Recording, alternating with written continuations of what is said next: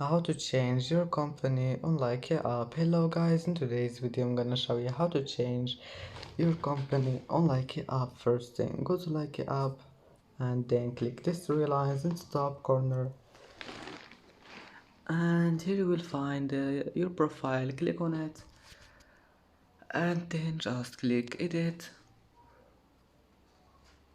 and here you will find more information. Click on it and click career, this one, and click edit, and here you will find company. Just delete it and type anything you want. You can change it and click save, and then just go back.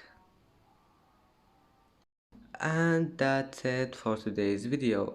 If you like this video, don't forget like and subscribe, and thank you for watching this video until the end.